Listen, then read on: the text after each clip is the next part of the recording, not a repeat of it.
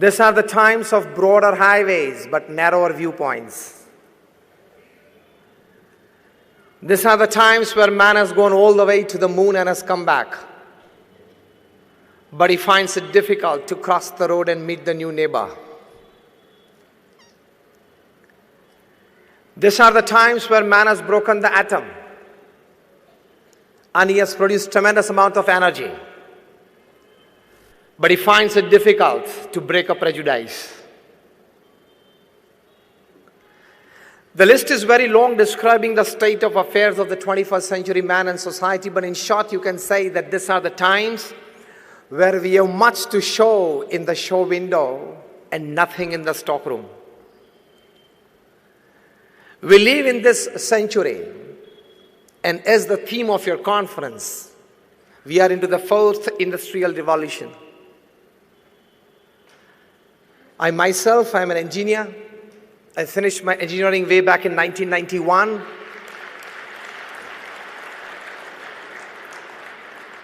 I could see from the faces of many that when you were just in your shorts and as toddlers, I finished my engineering.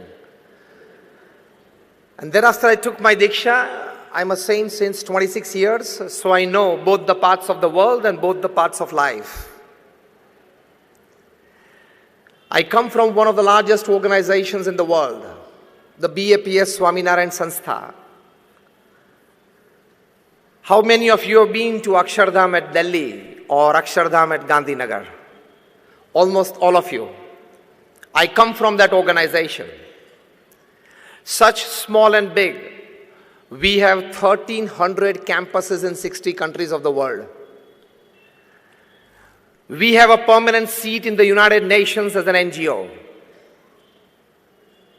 We do 162 different kinds of social, cultural, educational, medical, environmental activities across the globe. And when I want to talk something to you today about rethinking your goals,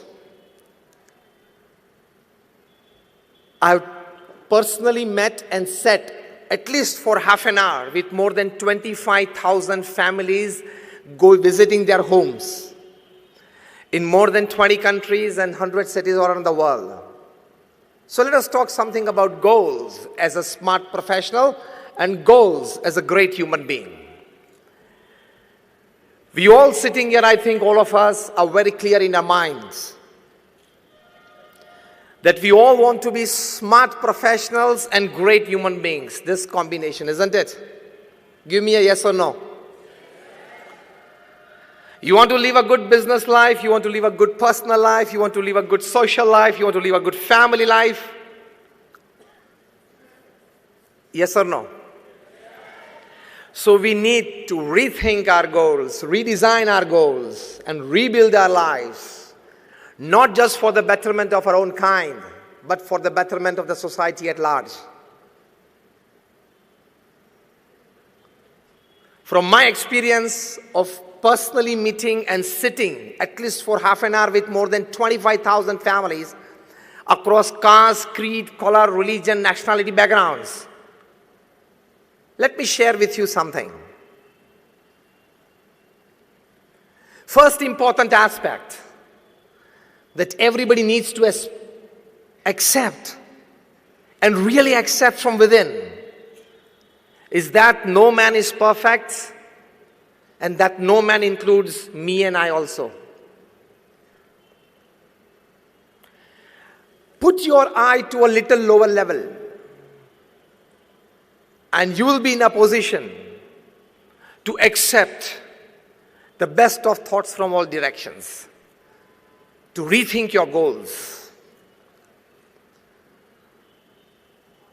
Bill Gates, perhaps the second richest person upon this earth, he has written his book, his autobiography, Business at the Speed of Light. How many of you have read it?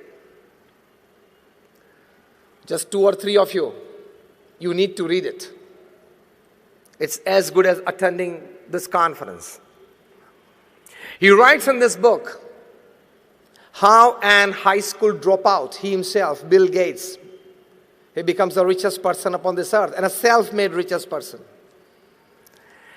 He writes that the secret of my success is the culmination of 3 things. First, determination. Second, intense hard work. And third, acceptance of the ideas of others. You have to keep your mind open. You have to keep your ears open. You have to keep your eyes open to accept good ideas from surroundings that can constantly and really constantly keep on shaping up your goals for the betterment of yourself, for the society and humanity at large. Acceptance of the ideas of others is a big aspect. Second important aspect to rethink your goals is, the biggest worry of the society today, and rather the biggest disease of the 21st century man, is that we have given too much power to money than it actually deserves. We all sitting here, we have given too much power to money that it decides our relationships, it decides our status, it decides everything in our life. Lesser the love for money, more clarity of goal will be in your minds. First, tell yourself that definitely I will earn big money, definitely I will use for a better purpose, but I will not have over-attachment towards it, because it is the root cause of all miseries in life. From physical ailments to mental disorders to emotional instabilities, the principal cause is overlove for money. It is not helping you in any way, at least to redesign your goal of life. Just sit back at home today evening and make two lists. List number one, things that money can buy and make you happy. And list number two, things that money cannot buy and you still need it to be happy. Raise your hands if you can give me an answer. Things that money can buy to make you happy. I started a luxurious car. Now give me answers, a couple of you. A house. Just raise your hands if you want to. Things that money can buy to make you happy. Family? Traveling, okay? Nobody else from that corner. Comfort? क्या ज्यादा सोचा नहीं रखा इसके बारे में? रात दिन उसके पीछे तो दौड़ते हो. Things that money cannot buy to make you happy.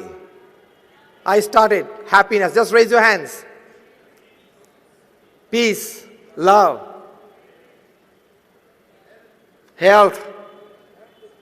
Sorry? Good time with loved ones. I tell you with confidence and my experience of 26 years of speaking at national, international seminars and meeting n number of national, international personalities and reading more than 500 autobiographies and biographies in my life. Let me tell you, if there are 100 things that money can buy and make you happy, there are 1,000 things that money cannot buy and you still need it to be happy.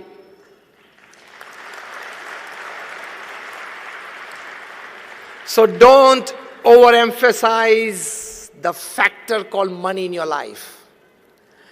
That overlove for it, that power given by you to it is not allowing you to redesign the actual and real goals of life. Money can buy you the best houses, it does not have the power to convert into a home. Money can buy you branded clothes and jewelry, it does not have the power to give you beauty and handsomeness. If money can buy you the best of health care, it does not have the power to give you good health. Otherwise, why would Aditya Birla, the chairman of the Aditya Birla Group, pass away because of cancer at the age of 51? Money can buy you a good health care, not health. Money can buy you good food every day. It does not have the power to give you digestion. Money can buy you good beds. Michael Jackson was sleeping on a bed of 94,000 USD. And still after taking 10 sleeping pills, he could not sleep for 2 hours. So money can buy you good beds. It cannot buy you sleep. So again, I put forward emphatically the statement that if money can buy you 100 things to make you happy, it does not have the power to buy you other 1,000 things which actually make you more happier. Decrease the power and influence of money on you and your life. Only then you will live a perfect human life. Again, I repeat, it is needed. Earn it well so that you can help the society well. But don't have overlove and infatuation for it. Otherwise, it will so much overpower your mind. It will consume so much of your time that you won't be able to think of any other aspects of life which are very beautiful. Remember, this is a 70 or 80-year game. Human life is 70 or 80 years game. Yes or no? Many of you sitting half gone. Many of you sitting 3/4 gone. And I give you one calculation that will open your eye with a jerk. 8 hours of the day you sleep. Yes or no?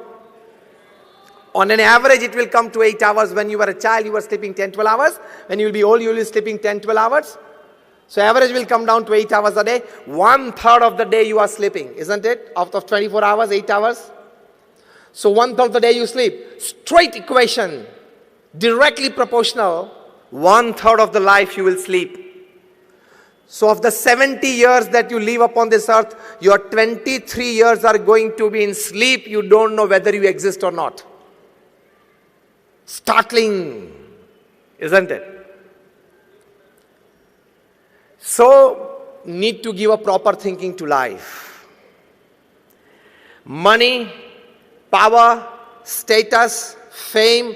I don't say that you don't go for it. I only say reduce the power of influence of it on your life and you personally. Because all this combined doesn't give you the richness of human life that actually you are here to discover. I'm not just talking spiritual. I can give you n number of examples and incidents from your professional field, from your corporate field, from times immemorial. Napoleon Bonaparte, who was the emperor of France and only one of the 7 people whose name, Napoleon Bonaparte, after his name, it's written the Great. Napoleon Bonaparte the Great. People in England used to shiver by his name. 90% of Europe was under him. And he writes in his autobiography that I can have the world at my feet. I can buy any luxuries under this sun and upon this earth. But I haven't seen 6 happy days in my life. Now what is that? You need to think. Elvis Presley, the king of rock and roll, the greatest entertainer upon this earth ever. When he was just 21, there were 78 Elvis endorsed products in the market. His cavalcade was 7 limousines, and each limousine was painted with crushed diamonds on it. So 7 limousines in the cavalcade and crushed diamonds stuck on it, shining cars. He was the first entertainer to travel by private jets, 2 737 Boeings. One is private and second is staff and system. When he used to do his famous swivel and throw his leather jacket in the audience, within minutes it would be into pieces. People would take an Elvis souvenir back home. During his lifetime, when he was just 32, he had self-earned $1,000 million. During his lifetime, 500 million records were sold of his. Now listen. One day when he was playing his famous composition, How Great Thou Art, And his secretary, she just stepped in and asked him, "Sir, how are you feeling at the peak of your career?" He dropped his hand from the piano, he dropped his head down and said, "Very alone." Every evening you are getting an audience of 1,000 plus. Every morning when you wake up and come in the gathering, you have 200 people to come to see you. And you say you are feeling very alone. And yes, it was true. On 16th August 1977, at the age of 33, Elvis Presley took 40 sleeping pills at night and never woke up. He committed suicide. At the age of 33. Why, with everything that all of us crave for, he had to commit suicide? Not such one example. Why did Dharam Hinduja, the scion of the Hinduja family, at the age of 22 commit suicide?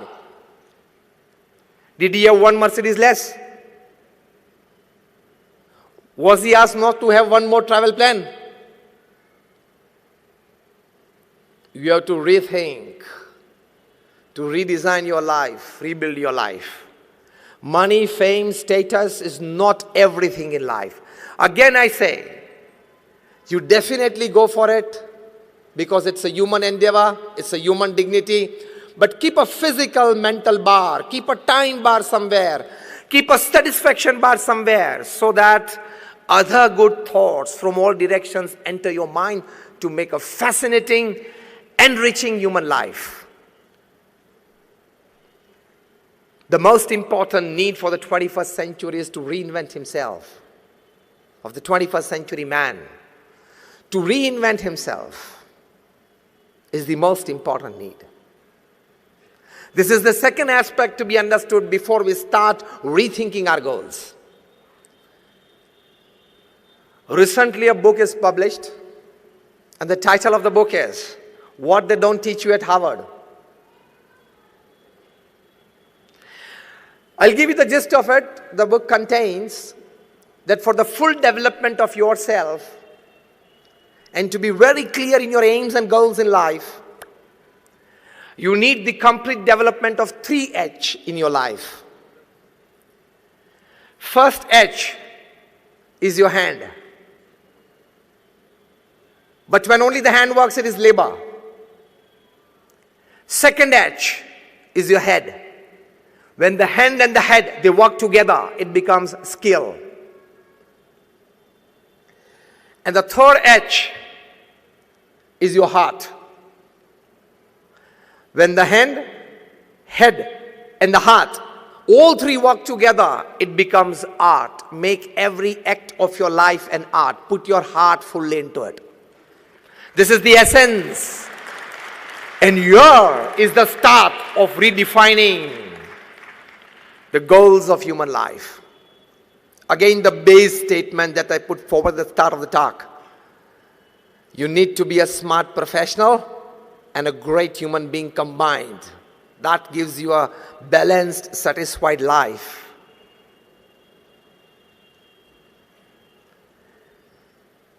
Ratan Tata, he was at a convocation day of a B school just about a couple of years back. And he told the fresh management graduates after all his experience in the corporate world of more than 60 years. He said that don't count your successes and don't count your luxuries by the amount of money that you have in your bank account, by the number of properties that you have accumulated, by the number of relationships that you have in your life, by your social networking skills. This is all not your wealth. He said, count your successes and luxuries of life by the number of lives that you have enriched of people with you during the course of your journey of life. How many of lives you have enriched by yourself. This is the start of the real thinking, of the meaning of the topic, that is rethinking your goals. You worked in the corporate world for 35, 40 years. You had a fat bank balance. You had good properties, good family, good social relationships, everything fine.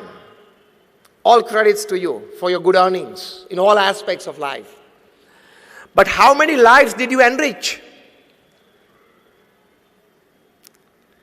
How many lives did you better of people around you? That is the aim of human living. I've come to you today as I'm given this topic to share something. I don't charge anything for my talks. I've been talking since 26 years at national, international seminars. I don't charge a single paise for my talks. Am I right? The organizers somewhere. This is my selfless social service, giving and caring for the society. And it gives me immense pleasure. It gives me immense pleasure to share and care for the society. So rethinking goals, first important positive aspect is ask yourself every day in the evening, at the end of your day, did I do something to enrich a life of someone around me? From a small smile to a big help, did you enrich something? Did you enrich a life? Did you enrich an environment?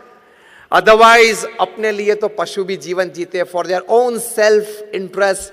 Even the animals, they live upon this earth. If you live only for your growth, for your betterment, for your luxuries, entertainment in life, it is nothing more than a dog life, donkey life, and cat life. It is not a human life.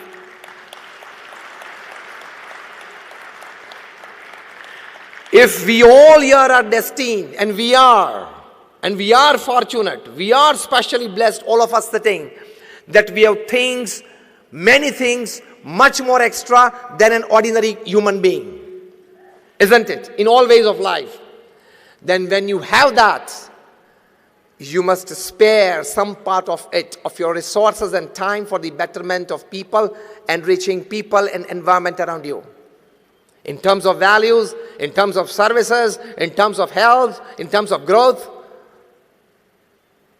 Because when I talk to corporates and professionals, I tell them that the amount of money that you have in your bank account when you die is the extra work you did, you shouldn't have done. You should have spent that time doing some good activity for the upliftment of society. This is the first aspect. Again, the big disease of the 21st century is that we give overemphasis to mind and lesser emphasis to heart. We talk of IQs. Now it is an old dated talk. In the 90s it was talked about the IQs. At the turn of the millennium, they started a new quotient, and that is called the emotional quotient. From IQ, it shifted to EQ. Paradigm shift. Emotional quotient. Your IQ is, you think rationally, you talk purposefully, you act meaningfully, and you deal very effectively with the situation. That is your IQ. They say good IQs make good team heads. You can lead a good team. More than IQ is your EQ, emotional quotient. It's all about having empathy for others, where you know and you consider before taking a decision your own emotions and the emotions of the person before you jump to a conclusion. It is like knowing the whole picture before you jump to a conclusion. That is called your emotional quotient. And they say, the top management gurus, you read them, Jim Collins, Stephen Covey, Anthony Robbins, Ken Blanchard, Robin Smith, they all have come to recognize, accept, and propagate that those with higher EQs, they become leaders, not just team heads. Because when you learn to deal with people more than machines, when you keep on having increased trusts in people more than machines, Not only you grow, people grow. The environment enriches around you. So those with IQ, they become team heads. Those with IQ plus EQ, they become leaders. And now, in the last decade, they have come to know that there is a very big important quotient, and that is called the spiritual quotient. A very good book I would suggest for all you professionals. I've read it 3 times. It's from the bottom of my heart for you today. If you have a piece of paper and pen, you can definitely write it down. The title of the book is Spiritual Intelligence. Why it matters more than IQ and EQ. The actual title is Spiritual Intelligence, the Ultimate Intelligence. Co-authored by Dr. Ian Marshall and Dr. Dana Zohar. In this book, they have surveyed more than about 3,000 successful people upon this earth. Successful not just in business. Successful as a businessman, as a father, as a husband, or as a wife, as a mother, as a brother, as a sister, as a neighbor, as a relative, as a friend. Successful in all walks of life, in all roles that a human being normally plays in his life. Long interviews with them. Their past, present, studied well. And they have listed out that a person who has spiritual intelligence, how he stands out from people who have just IQs high or even IQs plus EQs high. Listed out 8 important aspects. I don't go into the details of it. I'll just list you out. People with high SQ, or if you want to develop a good SQ, the other way around, you need to work upon this 8 areas. The first is flexibility to change. The new Harvard definition of intelligence is,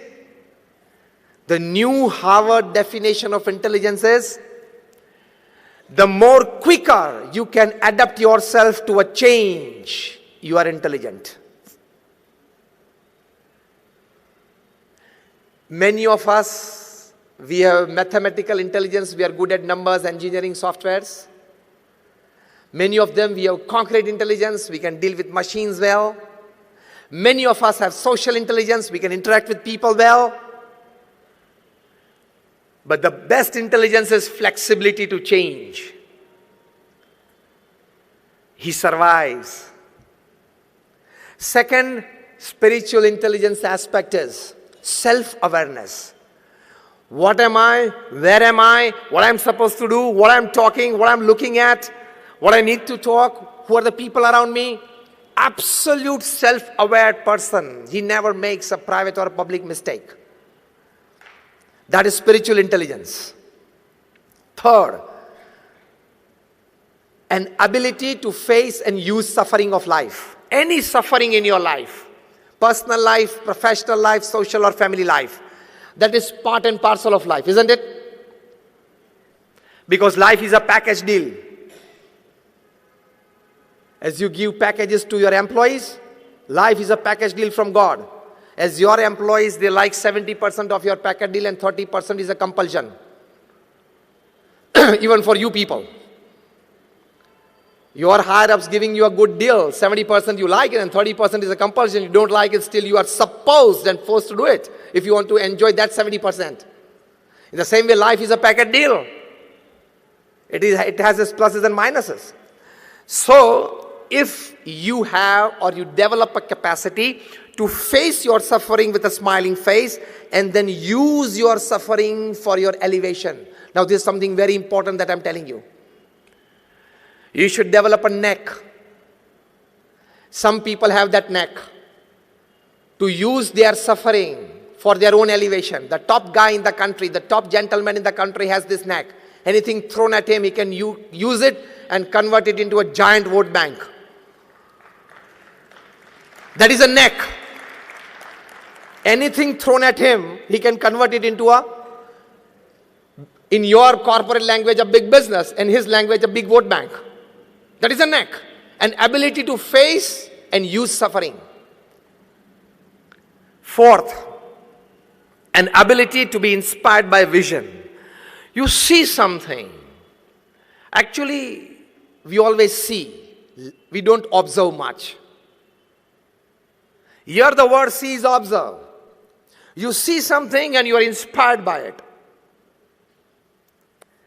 The fifth aspect of spiritual intelligence is to see connection between diverse things. Diagonally opposite happenings, and you see a connection between them. That is very crucial to you solving problems at your workplace. The sixth aspect of spiritual intelligence is an ability to cause as little harm as possible to people and surroundings. How can I be more helpful? The seventh aspect is to ask and probe fundamental questions. Why, when, what, why, how, before you give in. And the last and the eighth aspect of spiritual intelligence is an ability to think and work against a convention. So these are the 8 aspects of spiritual intelligence, and rethinking your goals is to give more thinking and emphasis to these 8 aspects of life. You develop your SQ beyond your IQ and EQ for a great human life. So when you are deciding the goals of your life, take your IQ into consideration, take your EQ into consideration, take your SQ into consideration. Intelligent quotient, emotional quotient, and spiritual quotient. Now this is taught by the top class management gurus, top class social relationship gurus, and top class health gurus upon this earth. For this teaching, they charge you $500 a day. You are getting FOC now.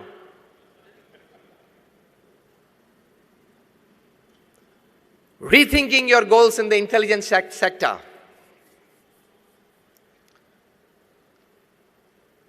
Let me pin you a bit. You all will get a chance. You already got a chance many times, and you will get in future for a shortcut to rise. For an unethical path to rise. If you go for it, you will have easy and quick buck at the end of the day. But one day, you can be a big loser. Never ever adopt unethical practices to grow. This is the most urgent need for a working man today in the world. You remain wedded to ethical principles at your workplace, in your personal life. The growth may initially, you may find it slow, but it would be concrete with deep foundation. Nobody with unethical practices, if at all he has grown, he has stayed there, okay?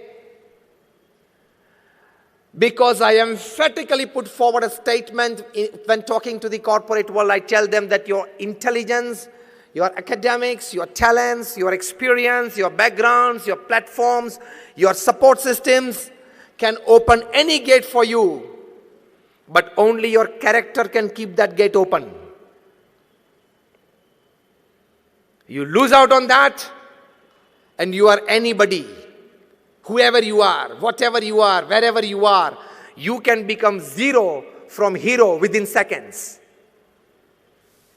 Even if the name of your company is Satyam and you go for Asatya practices. A guy of 8,000 crores, 7 years rigorous imprisonment. Even if you are the king of the skies and you go for unethical practices, you have to leave India without an Indian passport. The guy is being brought back, already ordered by the UK court. When he comes and opens his mouth, he will put many people in trouble. Things will come, times will come. Even if you are the Sahara of thousands of families, you can still lie Be-Sahara in Tihar for 4 years.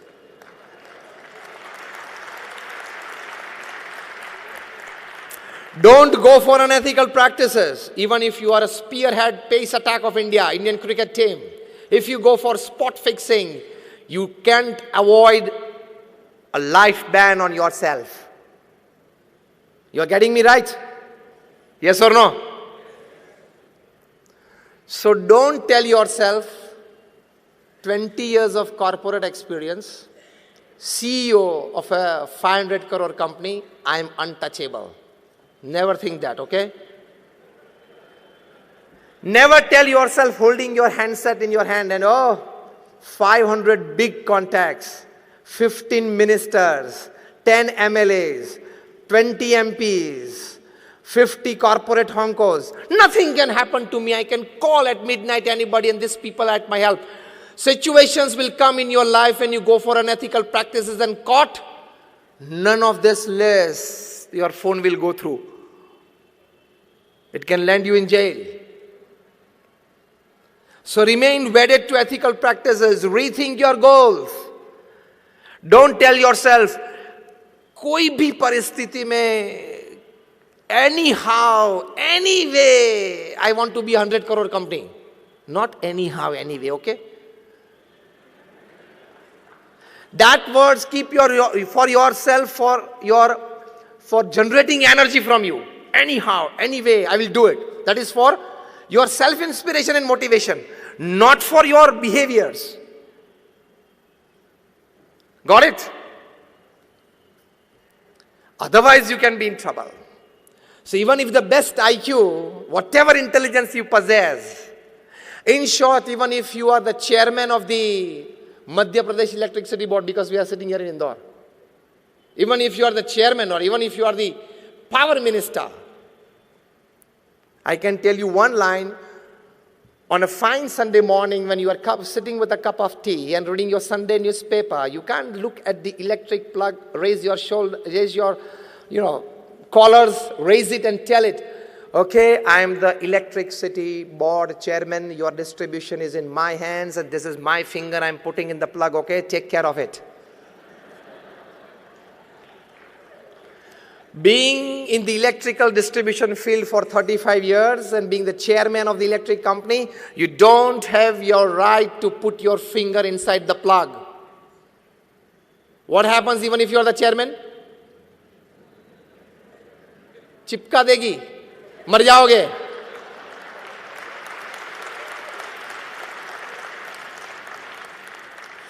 Because electricity doesn't know your power, your position, your status, your wealth, nothing. It knows only human flesh and blood. In the same way, unethical practices done by you doesn't know your power, your position, your status, your wealth. Unethical practices is like electricity. Don't play with it. This is I'm talking of behaviors at your workplace. Now, let me tell you of the latest burning issue, ethical behavior in your personal life. The Me Too movement. Very less speakers would talk on this. The day it came out, I decided to talk in public as well. I've been talking since last about 6 months on this. Remain very ethically wedded to your personal character as well. This is more powerful than unethical practices at workplace. It can ruin you. It can ruin your career. It can ruin your family. All your goals thought in your teenage, young age, and the start of your professional career will go all in vain within seconds.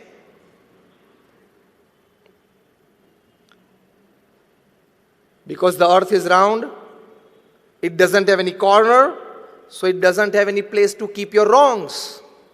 We all study science, isn't it? In our high school, I think in physics, we had a force called the buoyant force. When a hard, solid object you try to put inside a bucket filled with water, the water gushes it up, and it is called the buoyant force, but it pushes it up, isn't it? All your wrongs possess a tremendous buoyant force. It has the power to come up in the open and shout, yes, this guy did this.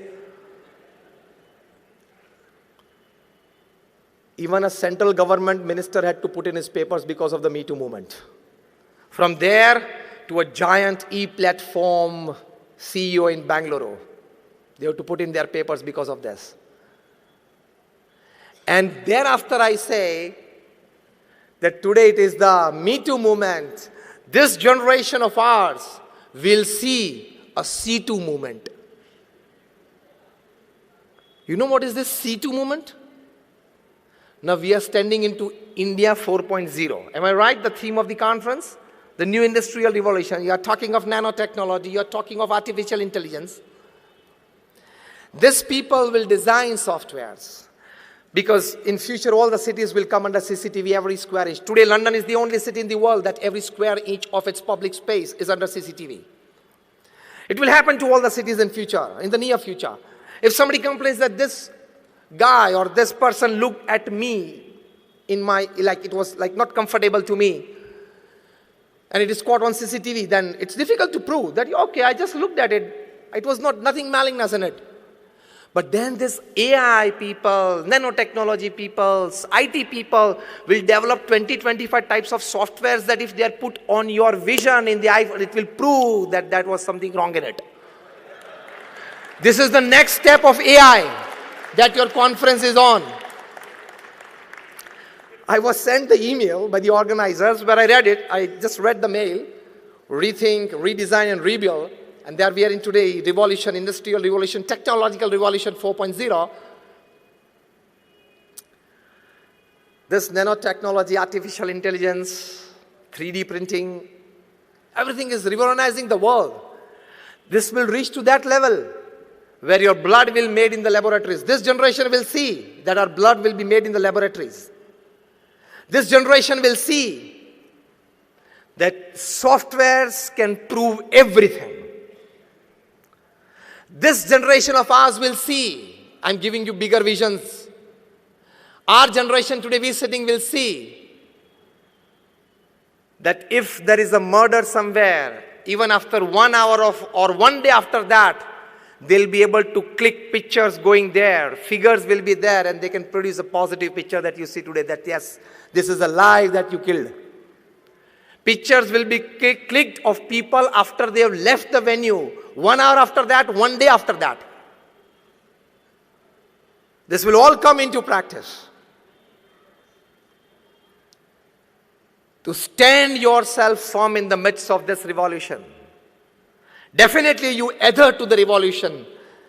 That is the need of the times. But at the same time, take more care of your thoughts, your behaviors, your ethical values in life. Only then you will be able to withstand this new revolution. Only then you will be able to flow with the tide of the new revolution. Only then you will be able to manage yourself. Otherwise, you will be a loser. This is much needed today in this 21st century. This is the need of the hour.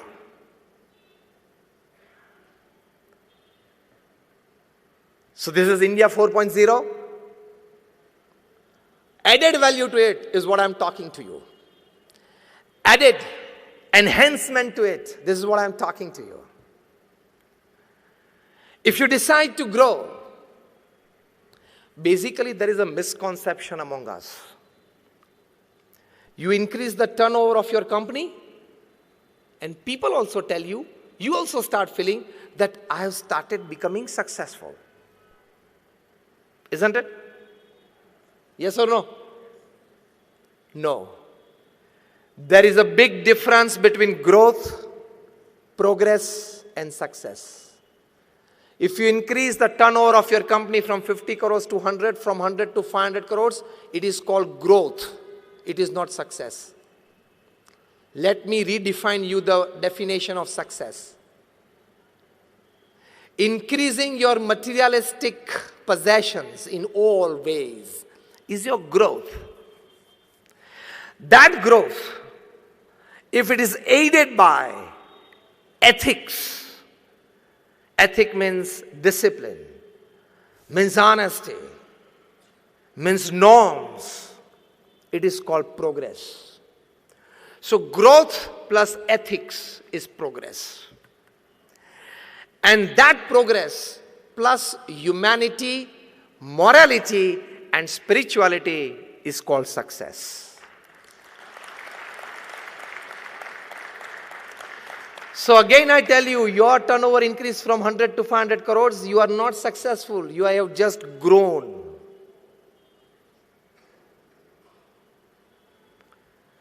Aided by ethics, you have progressed. Aided by moralities and spirituality in life, it's called success. Because even after having $100 million in your bank account and you are not happy from within, you have just grown, you have not been successful. Successful word itself includes stability, happiness and peace along with all types of your growth and progress. Now rethink your goals. You just want to grow or be progressive or want to be successful? So now, according to this definition, just raise your hands. How many of you want to be successful? That's fine, all of you. Be clear in your thinking. There is this difference between growth, progress, and success.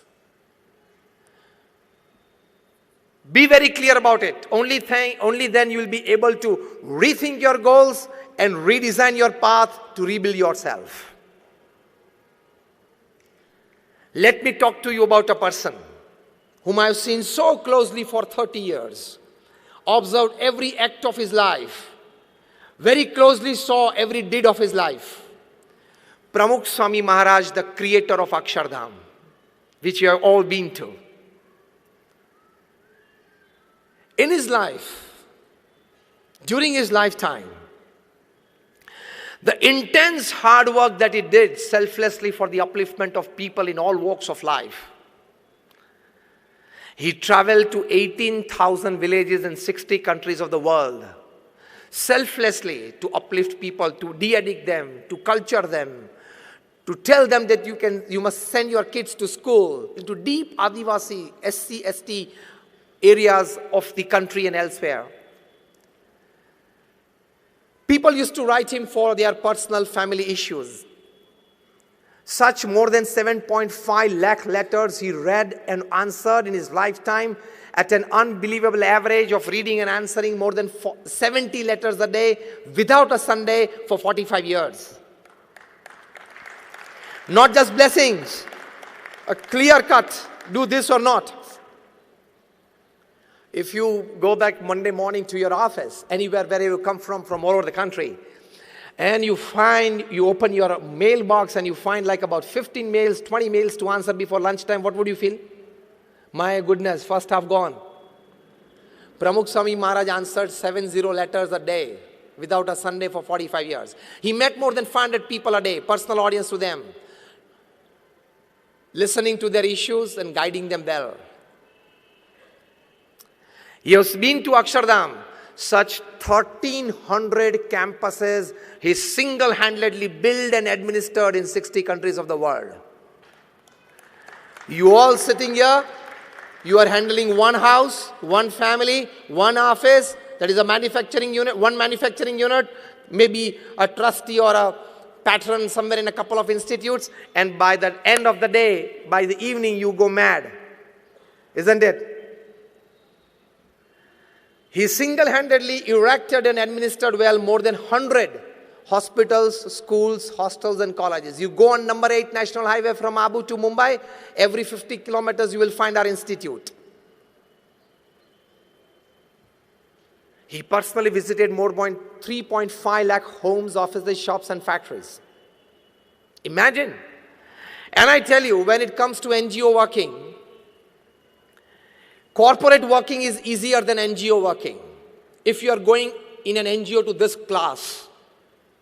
Because in your corporate world, the system of working and relationship is pay and smile.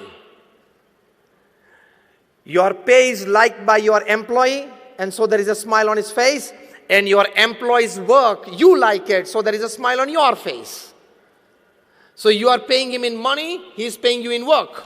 So it is called the pay and smile relationship. What we in NGO, when we are full-time, In an NGO, the relationship and the working model is serve and smile relationship. You have to serve and smile. For 26 years, for example, I'm doing this. I don't have a bank account. I don't touch money. I don't keep money. I don't wear ornaments. I have only 2 pieces of cloths. And this footwear I'm wearing is just the third in 26 years. But can you see a little lesser ounce of happiness on my face than yours? Serve and smile relationship. You enjoy much better. But when you are guiding a huge institute of the class of the BAPS organization that I come from, where you have to take care of people's emotions, of their wishes, of their likings. In your corporate world, you have to take care of this, but on a very little lesser way. If you don't like, you can hire and fire. Here it is not that. So guiding a huge NGO is more difficult than guiding a huge corporate. There Pramukh Swami Maharaj was extremely successful. He initiated more than 1100 saints like me. How many of you have 5 people in your office? Let me ask you a very blank question on your face. How many of you sitting here have at least 5 people in your office who have been working with you since more than 20 years? Not more than 10 hands raised. So here comes the importance of serve and smile relationship. Of the 1100 saints that we are in the organization, more than 750 of them are graduates, postgraduates, chartered accountants, doctors and engineers. Out of them, more than 150 of them are born American and British citizens. Out of them, more than about 50 of our saints are graduates, postgraduates from Carnegie Mellon, Yale, Keelung, Harvard, Oxford, Stanford. Many of our saints have left aside $100,000, $200,000 of job.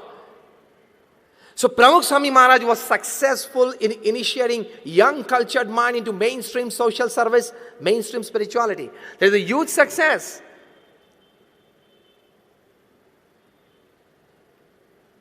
He worked with all his intelligence. He worked all with his emotions. He worked all with his spirituality in life. How? I tell you. Once he was asked, which thought remains with you 24/7? In your mind constantly. And he said, the thought that has never entered my mind. Shall I tell it first? And that was more interesting. Pramukh Swami Maharaj said, the thought of hurting anybody physically, mentally or emotionally has never entered my mind. This is your richness from within. नहीं, ये office में नया आया है, शायद वो boss से बहुत नजदीक जा रहा है, इसको गिराना तो पड़ेगा. शायद आप गिरा दोगे, लेकिन आप भी एक दिन गिर जाओगे. The system is round and it comes back. छोटे थे तब फ्रिस्बी खेलते थे ना. You throw the frisbee in the air and it comes back in the same route. The law of karma applies. Live with this passion. Let me grow, let everybody grow. This is rethinking your goals. Let me enrich myself. Let my surrounding and people enrich themselves. Let me be wealthy, let him be wealthy. Let me work, let him work. Let me grow, let him grow. Let me be prosperous, let he be prosperous. Let me be happy, let he be happy. If you are driving a Hyundai of 25 lakhs and he is driving a Merc of 2 crores, don't envy. It is his destiny. It is his hard work. It is his luck. You are driving your luck, your destiny, your hard work. Simple. Remain satisfied. This should be your goal in life. Otherwise, your 25 lakh Hyundai car's joy will vanish within 1 week if you see a Merc parked beside you. And especially of your brother-in-laws.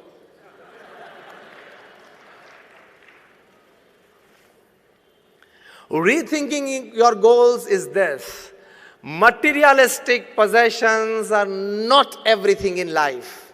Life is much beyond that. If you haven't read good 200 books in your life, you will never grow as a human being. But you don't want to read it because you feel that everything is on the screen, on my mobile, on my iPad. I'm not against it. I also use a mobile, I use a laptop, I have an iPad, I have a full-time office. You need to get to the people, you need to get to work.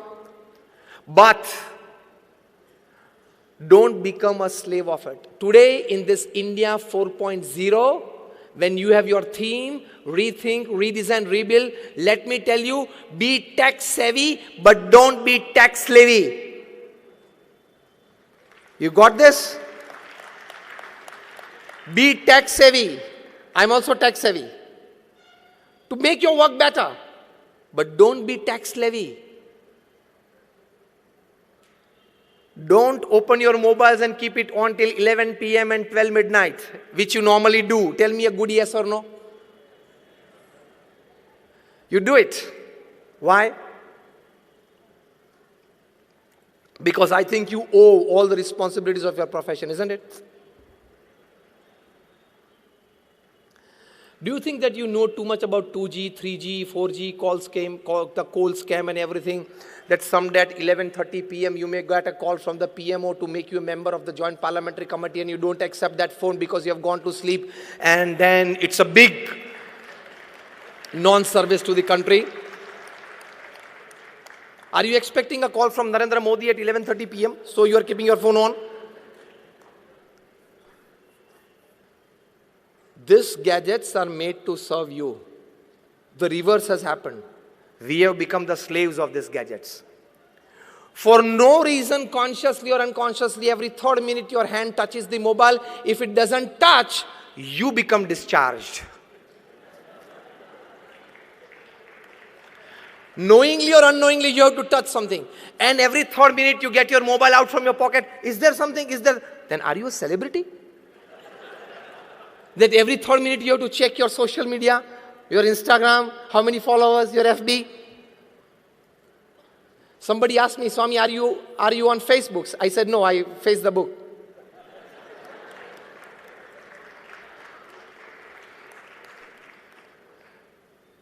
You need to give a good thinking to life. Otherwise, your life will end. 8 years will go. And at the end of your life, you will feel, my God, gone? Read a good book. I again give you a good book to read. The title of the book is The 5 Regrets of the Dying. Written by an Australian nurse. Her name Bronnie Ware.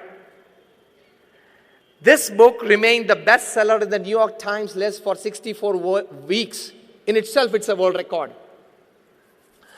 She was a nurse taking care of critically ill patients. And secretly, because the patients knew that they were going to die in another 2 to 5 weeks, the family members knew, the paramedical staff taking care of the patient knew. So it was obvious. But this nurse, when she and the patient were alone in the room, she would ask the patient to fill up this form. That, sir, or the lady, that when you are leaving this world, when you know that in the next 2-5 weeks you will leave this world, what do you cherish and what do you regret?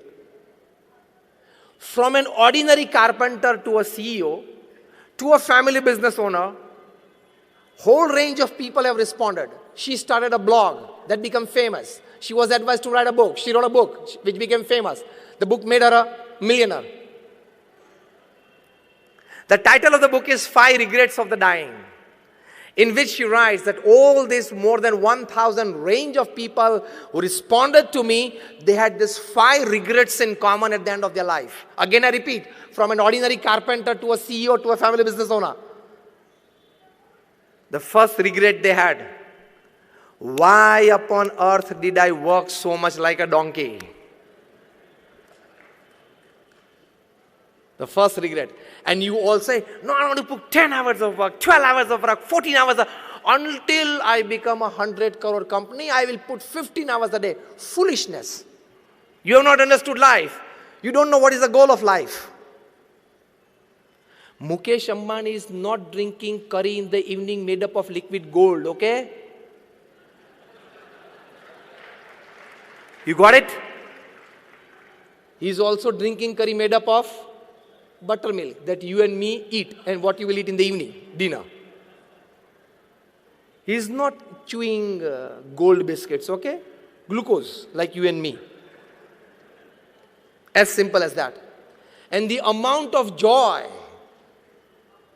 that he is getting watching a rising sun is not more than you. The amount of joy that he is getting seeing the tide and the ebb of the sea is not more than you when you get it watching it. The natural resources of happiness are same for everybody. Man-made happiness sources can differ, but they don't last lifelong. Rethinking your goals is being more dependent upon natural happiness that is within you than artificial happiness. This is the need of the hour. I'm not against technology. I'm just into the last minutes of my talk for the organizer. I'm not against technology. Everything must grow, from nanotechnology to AI. But we need to put a line of demarcation somewhere.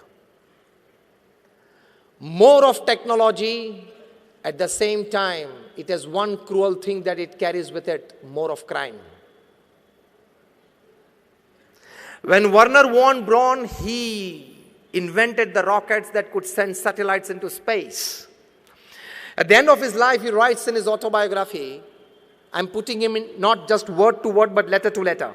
He writes that for only with God reinstated in the hearts and minds of people that he would advise us, he would inspire us to work more on the technological sides and much more on the ethical sides to save us from the dangers of technological revolution.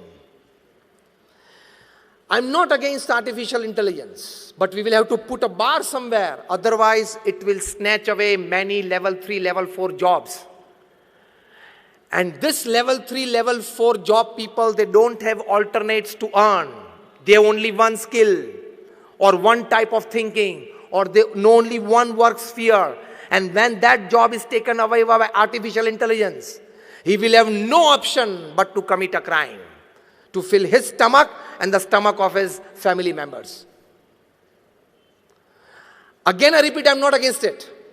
But we'll have to put a bar somewhere. Technology should be helpful in your growth, progress, and success. It should absolutely mind in taking away the jobs of small people. More jobs gone of small people and you will invite more problems in society. More kidnappings, more murders, more shootouts, more terrorism. So you will have to put a bar of demarcation, a bar of discrimination, a line of control. To what extent we can go in this sphere? If machines will start doing everything, what will you and me do from the morning? And from early childhood, we have heard and learned a proverb, an idle mind is a devil's workshop. So your and my mind will be devil's workshop after full development of AI. Then what will we do? Commit crimes. No other business. So this is also a small but a very important aspect that we must consider, which is very much necessary, rather absolutely. Coming towards the end of my talk, when you decide the goal of your life, many of us have decided, but rethinking to it, being a smart professional and a great human being, that is the combination. Keep faith in God. Keep faith in His doership. To work, when you go to work, tell yourself that nobody is going to help me. I have to work my way. And at the end of the work, don't think much about success or failures. Give it to God. Let Him give me the result. My job was to put my all resources that I have into my project. Rest, He decides, I accept it. That will give you a wonderful, peaceful life. Because if there are 10 factors affecting the success of your project which are in your hands, there are 100 factors that affect the failure of your project which are not in your hands. Here is where Lord Krishna tells Arjuna in Srimad Bhagavad Gita, Karmanyevadhikaraste ma phaleshu kadachana. Krishna tells, today top corporate honkos are trying to accept this. What did Krishna tell? He tells Arjuna, now remember or listen very carefully. Arjun, your job is to perform your duty well. Put all your resources to bring success to you. But final result, I will decide. Whether to give you, not to give you, how much to give you. This is very clear. I can prove this to you practically today, right in front of you. Logically, I can get a yes from you when I ask you. All of you have an experience. All of us have an experience that sometimes we planned very well. We executed very well. And yet we did not reach the peak of success that we wanted. Lesser success, or sometimes we failed. Yes or no? The other way, again a yes from you. Sometimes you planned less. It was all in a hurry. You were not satisfied by the execution of it. And yet, you got results beyond your imagination. Yes or no? Tell me a big yes. It has to be yes. That means sometimes it's the best of planning, you got lesser things. Sometimes the worst of it, you got more things. That means some factors invisible to you are getting applied on it, which are beyond your control to bring successes to you. That is decided by God. So I am of the opinion, and you should be of the opinion, do your duty to the best of resources that you have. Put all your brains, talents, experience, know-hows, connections, everything into your project. But by the end of the day, when you retire, pray to God and tell, I have performed my duty well to the best of my knowledge. I will accept the results. And you will be an absolutely tensionless, peaceful at mind person with a good sleep without a sleeping pill.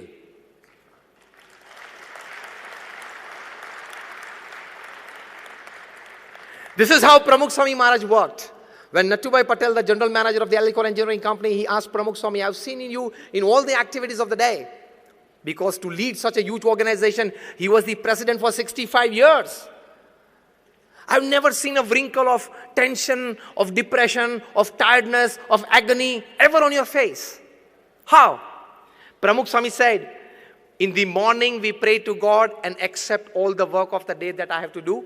Make a list of it. I do it till the end of the day to the best of my knowledge and resources. In the evening, I give it back to God that I did in the best of my capacities.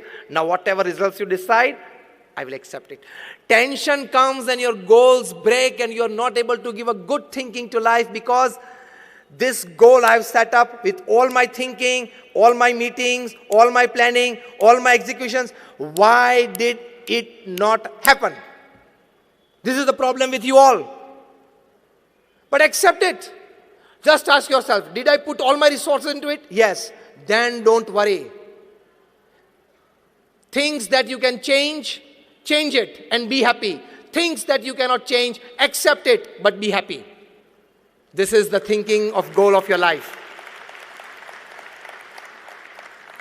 Things that you can change, well within your control, change it. But things which are not in your control, you can't change it, then accept it. There are only two things, either change or either accept. But you are of the mindset, see, I am an MBA from London School of Economics.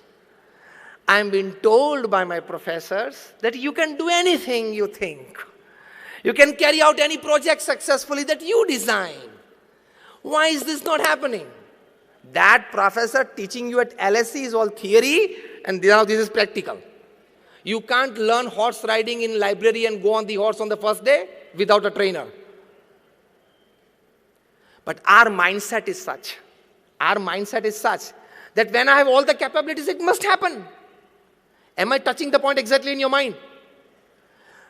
Our mindset today in the corporate world is when something is in my mind, when I am deciding to do, when I have resources, when I am working hard, it must happen.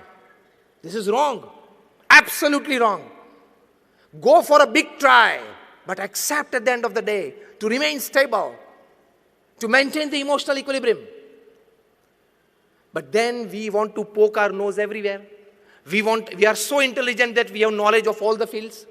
If Virat Kohli goes out cheaply in 5 runs, you have a comment on him. The ball was pitched outside the off stump. It was an outswing away from the stumps. Why did Virat Kohli go away from his body to slash it? Definitely it gets an outrage. He gets caught in the sleep. खेलना ही नहीं आता उसको. वाह. I don't say you are wrong in this comment, but you are not at all eligible for this comment. Because you don't know what is facing 95 miles per hour deliveries. हम लोग सब cricket खेल रहे हैं. बचपन में we all played cricket, but it was gully cricket, drawing stumps on somebody's walls with a coal.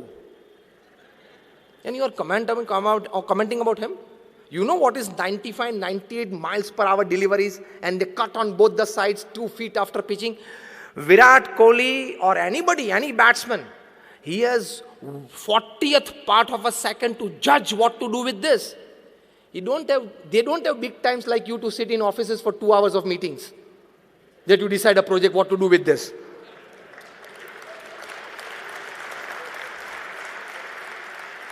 आप ये माइंडसेट में हो, हाँ 2 घंटा चर्चा कर ली, अब तो सब कुछ तैयार हो गया, अब तो होना ही चाहिए.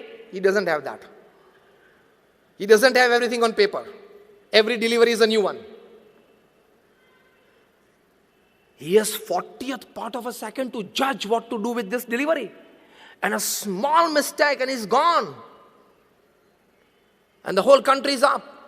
And we sitting here, we don't have an experience, slightest experience, not even an ounce of experience of what is emotional pressure to perform when 50,000 people are staring at you. None of us have this experience. And millions watching you live on TV. Virat Kohli has to forget millions of his fans, millions of live watchers, millions of TV watchers, his companies that and products that is endorsing, nothing, the line and length of the delivery.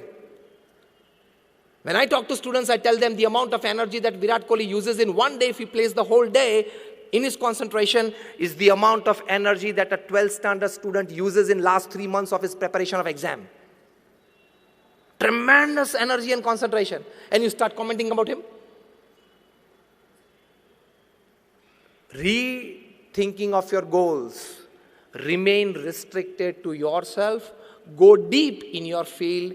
Have superficial information about things so that you may be in the society.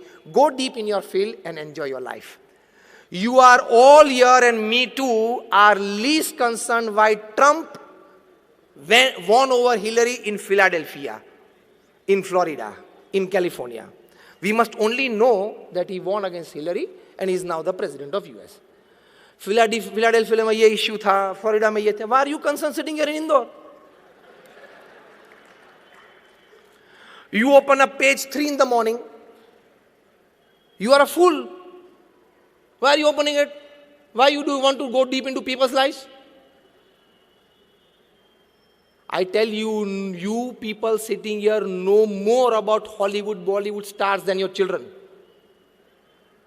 If I ask you 5 names of your children's friends, 90% of you will not know. And if I ask you, give me 5 names of Bollywood, Hollywood and Indian cricket team, you will give me 10. You don't know the goals of your life. You and your family are top priority. And I'll give you in one sentence all the stories of page 3, right from the day it started to the day it will go. Shall I tell you? So you don't have to open page 3 every day in the morning. Every morning 2 people come together, and every evening 2 people who had come together yesterday, they parted. This is page 3 story. Every morning 2 people come together, an actor and an actress. And every evening, those 2 who came together yesterday, they parted. These are stories of page 3. Why are you putting yourself into that gossip? And then you pick up the phone and tell your friend, pata chala tere ko usko ye ho gaya. You are a fool.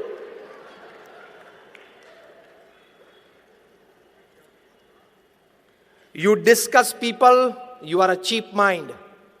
You discuss events, you are an average mind. And you discuss ideas, you are a great mind.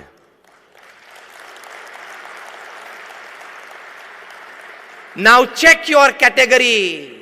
Now check your category, which type of mind you are by the type of the discussions and the activity that you do. Faith in God is stabilizing yourself by your thought processes. Faith in God. Now experimentally it is proved. Recently by the University of Pennsylvania, University of Philadelphia, I can give you the names, Dr. Andrew Newberg, Dr. H.G. Coing, they did a wonderful survey. 4,000 people called from all over the United States, across caste, creed, religion, nationality, backgrounds. They were made to sit in Indian postures and do 12 minutes of chanting the holy name of God in whichever form of God that they believed in.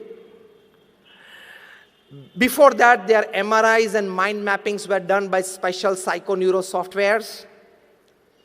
After the experiments for 8 weeks, again their mind mapping and MRIs were done by psychoneuro softwares version 2.0. And the secretion of hormones in their body when they have certain thought processes, when they have certain emotions was checked. And you know the final outcome. You can read this on the website of University of Pennsylvania and Philadelphia. And with them, there was an NGO called the Child Trends. Their CEO is Philip Fletcher. I'm giving you the names. You can read it. They found out it was an absolute scientific experiment that 12 minutes of chanting the holy name of God in the first age group from 4 to 12 age children, they found that they had 23% increase in their memory power. Isn't this good for your growth? For your progress and your success?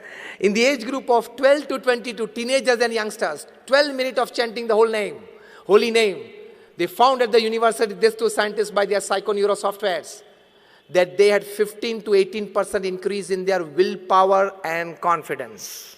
Isn't this a big gain in life? The third age group, 22 to 60, most of us that we are sitting here today, working age group, they had about 15 to 20% increase in their buffer capacity. That is the capacity to absorb shocks of life. क्योंकि जितने भी shocks आते हैं ना ये age group में आते हैं 22 to 60. Personal life, family life, professional career, everything, professional career सभी में इसी में आते हैं. And the last age group was 60 to 80. That is retired and old age people, chanting the holy name of God that they believed in for 12 minutes a day. The psychoneuro softwares at the University of Philadelphia, it proved that this age group had an amazing 20% plus increase in their strength of immune system, जिसको हम रोग प्रतिकारक शक्ति बोलते हैं. So they proved in their report that chanting the holy name of God can give you a better memory power, increase your willpower and confidence, better your buffer capacities, increase the strength of your immune system. Isn't this a very big advantage? You people are businessmen. Anything FOC, you like it. This is FOC. Chanting the holy name for 12 minutes, you don't have to give anything. Even when you are bathing, even when you are doing your morning course, you can have it seriously. But sitting at one place and doing is more advantage. But such big advantages. At University of Columbia, they surveyed 1 lakh families over 8 years in 110 countries of the world, in 5 continents, across caste, creed, religion, nationality. And they came to a conclusion that a small religious activity every day, like chanting the name of prayers and everything, it gives you better health. It increases the academics of your children. And more importantly, they finally said that it has the capacity to increase your tolerance level and increase your acceptance level for a better family life. There are advantages. So, rethinking your goals, principle in one line of all that I talked today, is don't just go for your materialistic pursuits, your wealth, your status, your fame. At the same time, try to be a great human being where you have all the good values and virtues. You distinguish yourself from an ordinary animal life. You remain satisfied with your life. And at the age of 80 or 90, you can put your hand on your chest and tell yourself, yes, I lived my life. If you can do this, it is well lived. So finally, understand the difference between fun, joy, happiness, and bliss. We all take fun as ultimate happiness. I just exemplify by one line, then I will end my talk. You want to drive a car at 100 miles per hour, and you got to drive, and what you experience is fun. You wanted that car in your possession, to own that car, and you got it. That is called joy. You can keep that car lifelong, is your happiness. And if you lose that car by an accident or to a theft, or you have to compulsorily sell it to meet other finances, you don't feel the sense of it going away from your life, because you tell yourself, when I was born, I was not born with this car, and when I will die, I will not carry this car along with me. So it was somewhere in the middle that I got it, somewhere in the middle I lost it, and you can remain stable. That is your bliss. Reaching that level of bliss is the human goal. So don't enroll yourself with just fun and joy activities. Go a step further to happiness and bliss activities. That is rethinking your goal.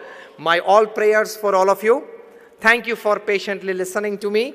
And I definitely pray at the feet of my Guru Pramukh Swami Maharaj and present Guru Mahant Swami Maharaj to bless us all with this wonderful thinking.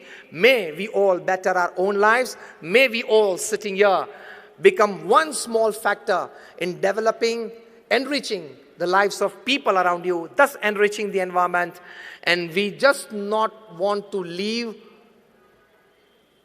a better world for our next generation.